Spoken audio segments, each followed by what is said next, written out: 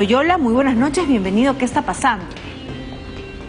¿Cómo está? Muy buenas noches, Jennifer. Buenas noches a toda la teleaudiencia. Muchas gracias por la invitación. A usted muchísimas gracias por sumarse y justamente para empezar a reconocer y hablar sobre estos temas que francamente por el tema de la pandemia como que los dejamos olvidados porque prácticamente todos estábamos pues en casa trabajando desde la virtualidad.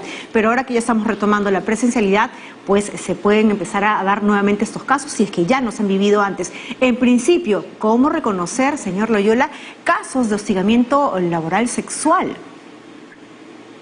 Bien, efectivamente, el hostigamiento sexual laboral actualmente se encuentra regulado por la ley 27942 y estas se pueden dar bajo dos formas, ¿no? La típica que es el tema de la conducta propiamente sexual y el tema de la conducta sexista, ¿no? El tema de la conducta sexual es cuando existen pues tocamientos o la connotación sexual, ya sean temas gestos, ¿no? Y el tema de la conducta sexista cuando está orientado a poder minimizar el tema de la labor, en este caso de las mujeres, ¿no? Sabemos que el tema de hostigamiento sexual laboral dentro de la relación de trabajo impacta mucho a las mujeres, pero efectivamente se da tanto en hombres y mujeres, y como bien lo había señalado tú en el preámbulo, es una forma de violencia que administrativamente es sancionable, pero también hay que recordar que es un delito, porque el hostigamiento sexual, y esto es una de las formas dentro de la relación de trabajo, dentro del ámbito laboral, es una forma de hostigamiento sexual laboral que convierte básicamente en un tema de delito, de violencia contra la mujer. Claro que sí. Ahora, señor Loyola, para que quede bien claro, este tipo de hostigamiento, ¿no?, laboral sexual, no solamente pues se trata de reconocer porque se ha dado de manera tangible, ¿no? Es decir, roce, tocamientos o algo que tendría que, una manera de reconocerlo mucho más sencillo, más fácil, ¿no? Cuando de repente por ahí se dio el contacto, sino también de manera verbal, es decir, hasta las bromas que se hacen con connotación sexual o de repente hasta miradas lascivas que uno termina hasta normalizando en la calle, pero en el trabajo también configura hostigamiento laboral sexual. Efectivamente, como quien lo acabas de señalar muy claro en los ejemplos que acabas de poner, básicamente lo que se afecta es la libertad de, en este caso, de la dignidad, de la integridad personal, la libertad sexual de la persona, ¿no? Y no solamente se da con el tema de la connotación sexual propiamente dicha, porque eso es fácil de identificar, claro, por los ejemplos que acabas de poner, sino por el tema de la conducta sexista. Para poner un ejemplo, se cita y se dice mucho, por ejemplo, este tipo de trabajo no es para una mujer, ¿no? Las mujeres están para su casa. Esto también es una conducta que es rechazada y que no debemos tolerar, porque vendría a ser un caso de hostigamiento sexual laboral y que dentro de las empresas deben investigarse. O sea, bromas en las que se minimizan la labor que realiza una mujer configura el acoso laboral. También hostigamiento sexual laboral, porque tiene que ver con conductas relacionadas con connotación sexista. El Ministerio de Trabajo y Promoción del Empleo tiene un servicio que se llama Trabaja sin Acoso. Trabaja sin Acoso es un servicio que brinda asesoría legal y atención psicológica. Si ustedes ingresan a la página web del Ministerio de Trabajo, vemos un test, ¿no? También lo señalaba, ¿no?, donde podemos identificar cuándo estamos ante un acoso laboral típico, sexual, y cuándo estamos ante un acoso sexista, ¿no?, por estos temas. Y también tenemos una línea de ayuda que hace atención personalizada y que busca proteger a la víctima y a sus derechos fundamentales, que es la línea 1819, en donde cualquier persona, incluso la víctima, puede hacer su denuncia de manera reservada. Y precisamente lo vamos a ver en pantalla, justamente en esta primera imagen, a ver si lo podemos tener. Ahí está, bueno, el hostigamiento o acoso sexual, bueno, es una forma de violencia en la que una persona se siente humillada, ofendida, intimidada y puede estar en cualquier conducta, comentario, actitud o incluso propuesta sexual no deseada, ¿no?, que digamos que es una medida o una forma mucho más tangible en la cual puede ser revelada. No sé si tenemos ahí el portal, esta imagen que nos decía de este portal que nosotros podemos facilitarnos en trabajasinacoso.gov.pe,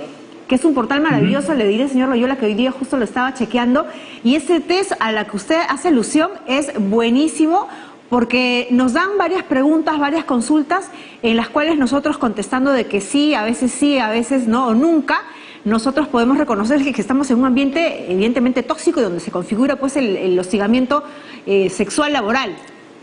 Acá hay ejemplos. Efectivamente. Efectivamente, como bien lo señalas, y no solamente parte del tema de que la trabajadora tiene que rechazarlo, no, eso tampoco lo debemos tolerar. No significa que porque no lo rechazó, ese es otro mito, no, es que no lo rechazó y yo continué, ¿no? Tampoco podemos entender de esa forma.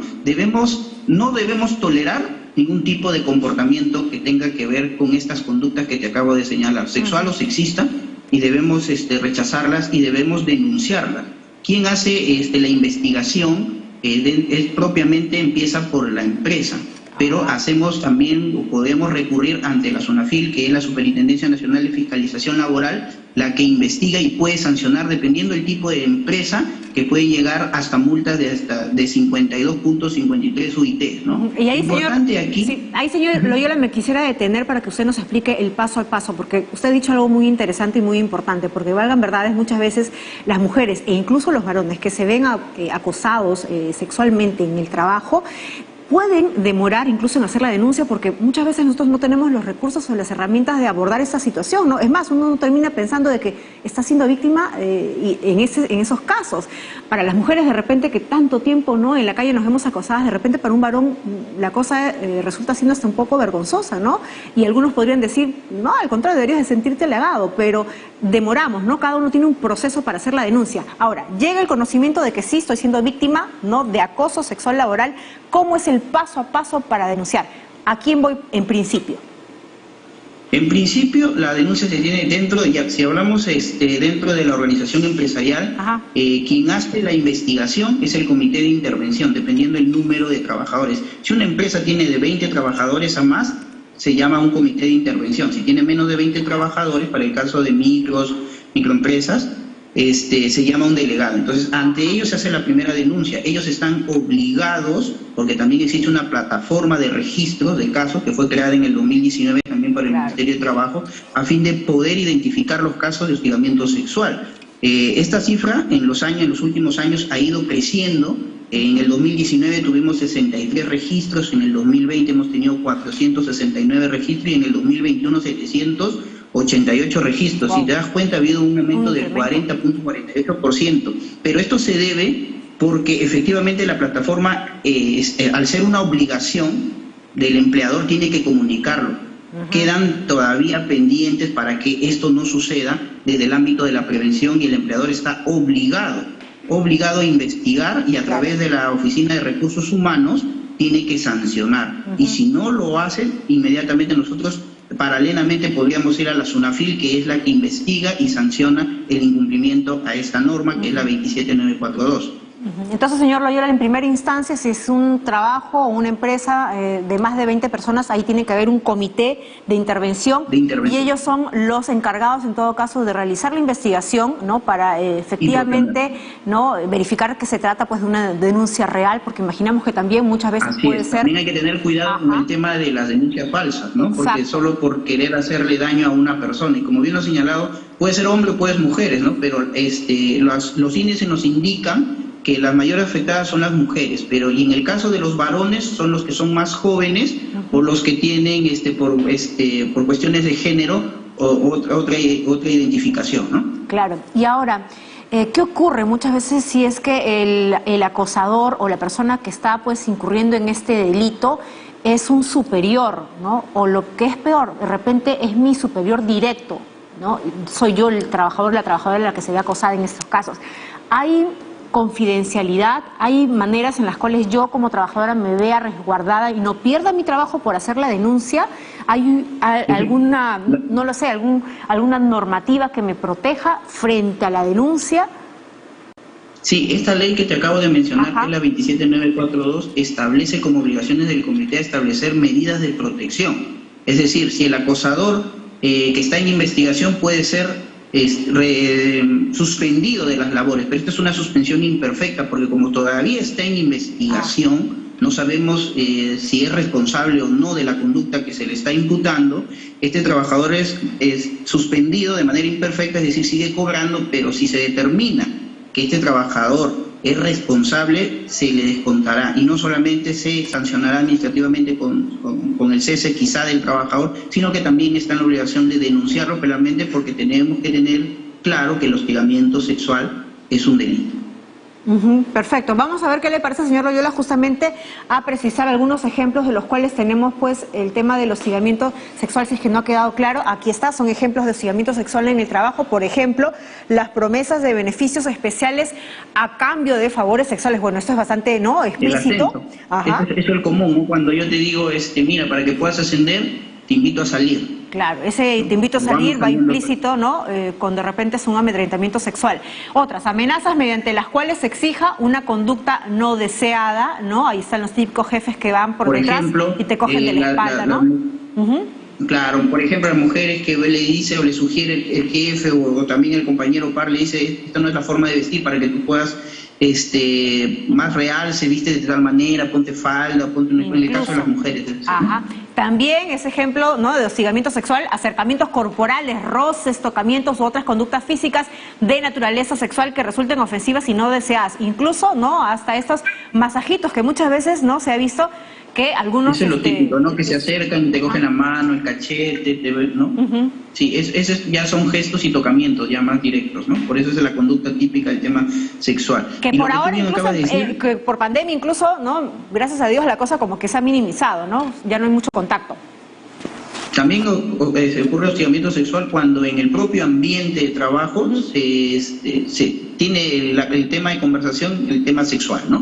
También es tema de hostigamiento sexual. Hay que tener en claro que por la Ley de Seguridad y Salud en el Trabajo, que es la 29783, el empleador está obligado a dar al trabajador o trabajadora un ambiente seguro. ¿Por qué? Porque el hostigamiento sexual, cuando se violenta, atenta contra la vida y la seguridad de los trabajadores, porque tienen daños psicológicos, afecta con su intimidad personal. Claro que sí. Veíamos uno último, no sé si podemos repetir justo el último que veíamos, el tema de la connotación. Ya no se puede ver, bueno, evidentemente, ¿no?, el tema ya de la connotación sexual cuando se va incluso al agravio y al tema de la vejación sexual, eso es mucho más explícito y evidentemente pues ahí se tipifica con mayor razón. ¿Cuáles son los canales, en todo caso, para hacer la denuncia? Si es que de repente por ahí, no solamente me voy pues al tema de mi comité de intervención en la empresa donde yo laboro, sino que quiero empezar de repente también una sanción al administrador. Sí, la línea 1819 está abierta a las 24 horas para que se dé la atención personalizada y protección a la víctima en protección a sus derechos fundamentales, como es la dignidad, la libertad sexual, la integridad personal, la intimidad, la salud. ¿También? Y además tenemos paralelamente a la SUNAFIL, que es la Superintendencia Nacional de Fiscalización Laboral. ¿Y cómo yo como víctima me garantiza, me imagino, el Estado a través del Ministerio de Trabajo, de que no se van a tomar luego represalias conmigo? Porque podrían hasta decir, es una trabajadora problemática, ¿no?, es una trabajadora exagerada, es una trabajadora sensible que de repente no sabe entender que era una broma, ¿no? Que imagino que la gran mayoría. Ese es un mito, eso no se puede permitir, Y por último, toda acción que conlleve a después al cese del trabajador es nula. Toda acción es nula que se puede reclamar ante el Poder Judicial, ¿no? Si por yo haberme interpuesto una queja, mañana más adelante el empleador me despide, yo puedo accionar por la nulidad de ese despido. ¿Y eso cuánto demora en resolverse, señor Loyola? Porque imagino que también muchas personas dirán, está todo muy bonito de repente en papeles, en página web, ¿no?, de cómo es que el Estado tiene que intervenir, pero eso demora, esos procesos largos al final termina desanimando a más de uno. Sí, el procedimiento de investigación que hace la Superintendencia Nacional de Fiscalización Laboral no debe durar más de 30 días, que es en esencia es la etapa administrativa más rápida que, evidentemente, si vamos al Poder Judicial, ¿no? Entonces, estas sanciones que van entre leve, grave y muy grave, hace que el empleador tenga la obligación no solo de establecer un procedimiento a través de un comité de intervención para investigar, sino que también busca la prevención, que es la capacitación tanto a los trabajadores como a aquellos que participan en este procedimiento de investigación y sanción. Y las multas pueden llegar hasta 52.53 UITs. Perfecto, y en eso justamente estamos nosotros abocados en el tema de la prevención, primero haciendo difusión de estos derechos y cómo es que funcionan también los organismos del Estado para hacerle frente a eso. Muchísimas gracias, señor Loyola.